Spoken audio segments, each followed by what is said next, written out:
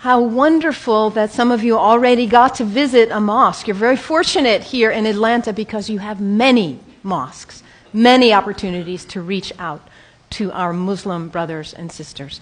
In the whole state of Vermont, where I hail from, we have one. So you have no reason to not visit. It's right around the corner from you. There are mosques everywhere. And it's important that we visit because Islam is the most misunderstood and the most maligned religion in the world today.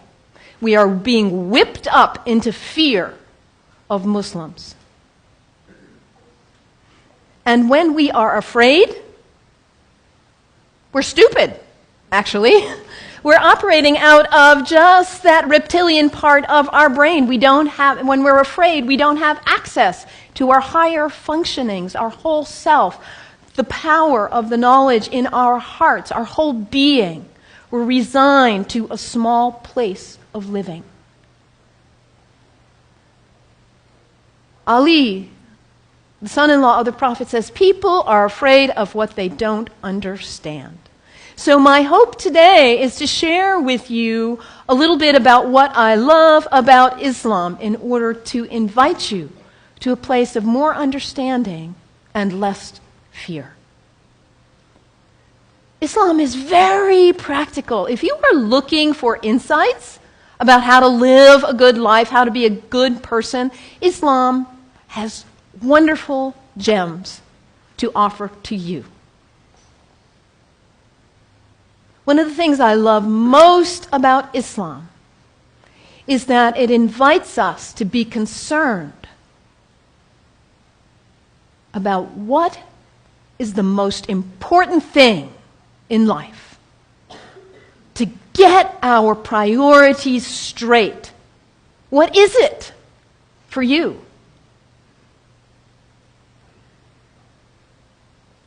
Stuff? Money? Power? Prestige? Family? Kindness? Service? Love? Art? Compassion? What is it for you? If you get nothing else out of today, take that one question and live into it. And if you don't know the answer yet, find out. What is it for you? What's most important? In Islam, the answer is very clear. La ilaha illallah, Muhammadan Rasulullah. There is nothing but the source. God, the one. How did you say it, Anthony? That love which is greater than we can know. That's what matters.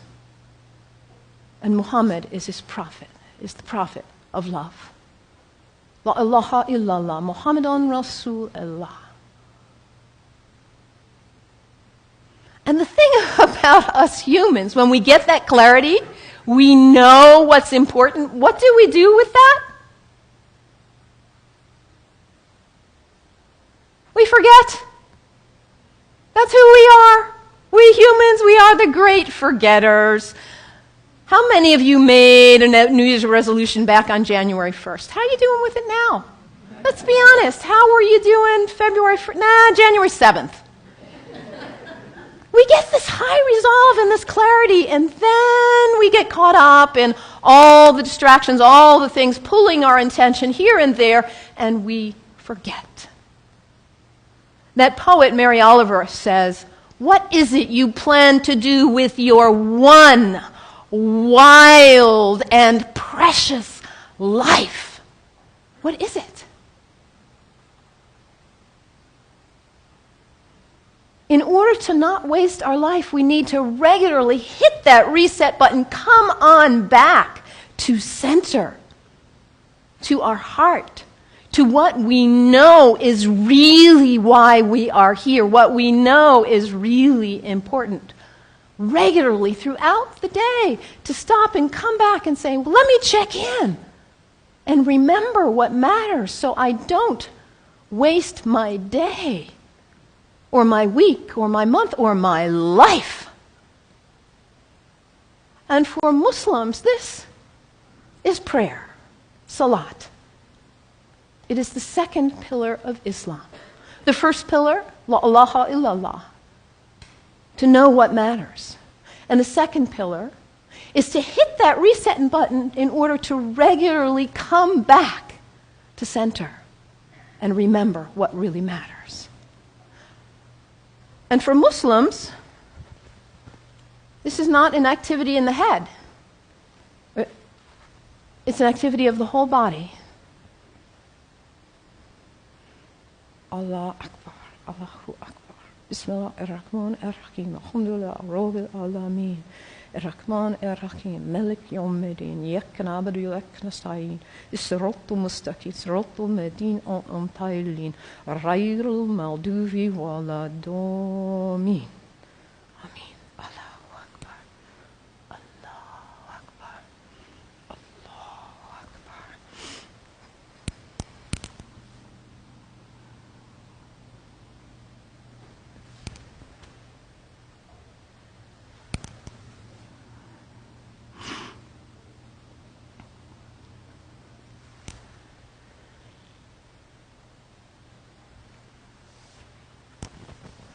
Can you imagine how limber you'd be if you did that 17 times a day? And it's done in the direction of Mecca, northeast, more or less. To hit that reset button in order to come back, to hear that voice still and small like we just sang about, to come back to what matters. So practical, I love that, the second pillar of Islam. Islam also reminds us to always be concerned about those who are less well off than ourselves. Over and over in the Quran it says, be concerned about the widows and orphans. Be generous.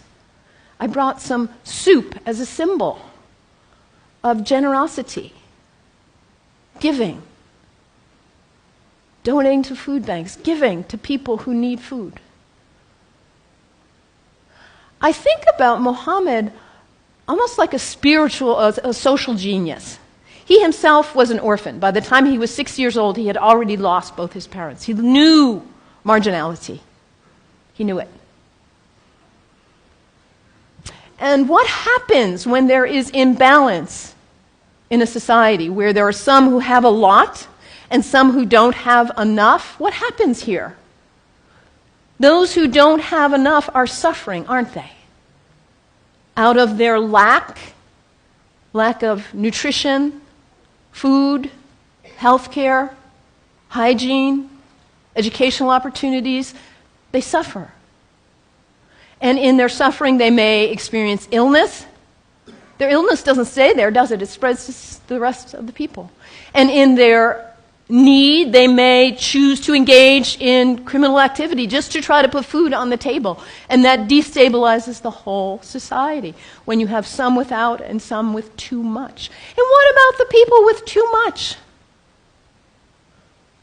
Greed is spiritual bankruptcy. We cannot know well-being in our hearts when we are surrounded with too much while others are suffering. It creates instability. And Muhammad, peace be upon him, he was a spiritual genius, saying, let's bring it back into balance. Let's give. Let's be generous. And this is the third pillar of Islam, zakat, generosity. I love that about Islam. And I love, too, that Islam invites us to take a break from our habits. We humans, we're habitual creatures. We just are. We do something once, we do it again, we just do. How many of you are sitting in the same seat you always sit in today? That's okay, nothing wrong with that. We're creatures of habit. And if the habit's the good one, like brushing your teeth, wonderful. It strengthens you.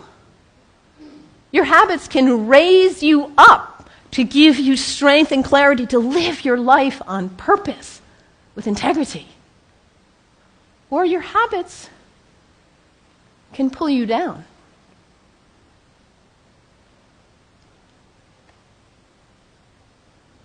To take a break from your habits, because what happens when you try to take a break from your habit, when you try to stop reaching for whatever it is and you cannot? What is it for you? Coffee? Sugar? Alcohol? Drugs? Sex? Shopping? Your cell phone? Your tablet? Gossip? What is it for you, this behavior that you're caught in? You know it's not worthy of your best self, and yet there you are. It's addiction, isn't it? When we can't stop reaching for it, we can't stop doing it. And yet your life is so valuable, you matter. And to live your life on purpose and to cultivate the habits that raise you and strengthen you so you can be your most beautiful, best, loving, caring, giving self. So to take a break from your habits so you see who's in the driver's seat in your life. And put yourself back in the driver's seat. Whatever it is for you. There are other people in this room who have also struggled with addiction in this way and who have overcome it. You can get help. You can do it. Your life matters. It's valuable. This is the next pillar of Islam, fasting. Fasting not just from food, but fasting from other activities and behaviors as well. And when we fast from food in particular, and it says over again and again in the Quran, fasting is good for you if you only knew. Because we put too much in our bodies, don't we? We stress them. We overeat and put junk. And we don't honor the beauty of ourselves. And also, when we fast, hunger is not a theory in the head, it's an experience in the body when we fast from food, that feeling. And then when you see somebody else on the street who is begging, it's not a theory. You feel empathy because you know what hunger feels like. It's harder to close your eyes and walk right on by. Muhammad, that spiritual social genius, to create harmony and stability in society. The fourth pillar of Islam, fasting, taking a break from your habits. So practical, I love it. And I also love about Islam that it encourages us to take a break from our location, to travel with intention, to recognize the power of space, the sacredness of space, and how the greats who have walked on this earth have blessed the earth with their presence, their breath, their thoughts, their actions. I know you are on the verge of a major decision about this sacred space for you. You have made this place sacred by your presence here. And as you perhaps choose to move on, you will perhaps make a new place sacred by your use and your love. The earth is sacred. Our places are sacred. And when we travel with intention, we are changed by it. This is the fifth pillar of Islam, pilgrimage. And for Muslims, the pilgrimage is to Mecca, which none of us will probably go there. But where is pilgrimage for you? My last name is Kennedy. My family is Irish. My parents have gone to Ireland. My mother says there are no words to express what it is like to walk in that place of our ancestors, of the great Celtic saints and sages. It may not be Ireland for you or Mecca, but where is it for you? Anybody been to Walden? The place where that great book was written? It's a place of pilgrimage for many of us. Anybody been to Transylvania? A place of pilgrimage for many of us. And what happens when we go? We leave our usual haunts. We travel with intention. We let ourselves be changed, be opened by new experiences, new interactions. And we come back and we are not the same. We look at our lives and we say, why was I doing that? I'm not going to waste my one wild and precious life on that. And we come back renewed, and with a new value, a new understanding of the sacredness of our location, the beauty of the earth. I love this about Islam. So practical. What's the one thing that matters in your life? Hit that reset button regularly so you come back to your purpose. And don't be self-centered. Be always concerned about others and their needs, those less well off especially. And recognize the sacredness of the temple of your body.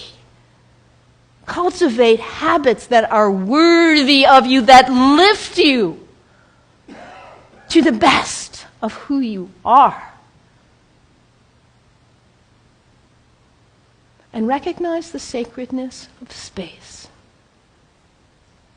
and the gift of the ancestors, the sages, the saints, the prophets who have gone before us and held a beacon of example for us. Travel with intention. Let yourself be changed. The 5 pillars of Islam. What great practical advice for living your life on purpose. And yet, at the same time as all of what I've told you is true, the beauty of this great tradition, we are being whipped up into fear against Muslims and Islam. I have a dear friend, Rudy, who is a retired UU minister and a Sufi like myself. And about 7 years ago or so, he said to me, Melon,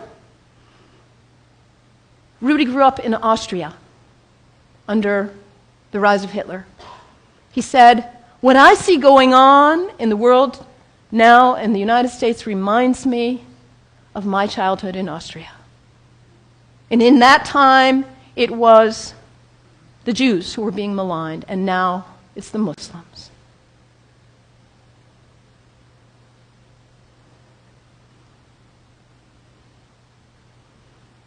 Hermann Goering, the right-hand person of Hitler, a Nazi. In the Nuremberg trials, he said something like this: the people do not want war. That's a given. But the people can be brought to the bidding of their leaders. It works the same in all countries, whether it's a dictatorship, a democracy, socialist, doesn't matter. All you have to do is convince the people they are under attack, make them afraid, condemn the pacifists for being unpatriotic, and the people will come to the bidding of their leaders. We're in the midst of such a time. People are afraid of what they don't understand. I implore you, do not fall for this ruse.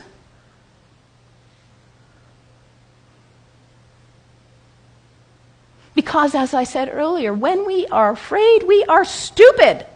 We are relegated to a very small part of our mind. People who advocate violence are dangerous, whoever they are. Within Islam, guess what percent of Muslims, this is based on a Gallup study worldwide of Muslims, guess what percent of Muslims think violence is the way to go, is an appropriate response to what's going on? Less than 1%. This is really accurate social science research. And this less than 1% of Muslims who advocate violence are getting 75% of the media coverage. This less than 1%, yes, they are dangerous. The fringe in any religion is dangerous, whether they are Christians or Jews or Sikhs, whoever. Folks who feel compelled to use violence. This minority in any religion is dangerous. When we hear about Christians, we know not to equate the minority who would bomb an abortion clinic with all of Christians.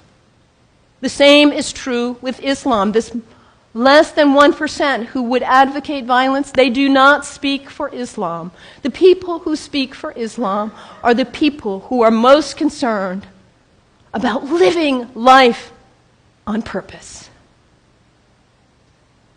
Not wasting your wild, precious life, but hitting that reset button, coming back to center. Being concerned about justice and everyone's needs. The true Muslims are the people who recognize the temple of the Holy Spirit, which is our body, and cultivate life and living and habits that are beautiful and worthy. The true Muslims are the people who respect the earth and the prophets from all traditions.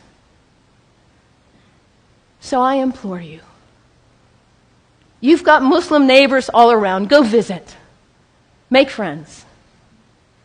Do not let yourself fall into this trap of being afraid of what you do not know. And take the example from the great tradition of Islam and live your one wild and precious life on purpose. May it be so. May it be so. Blessed be. Amen.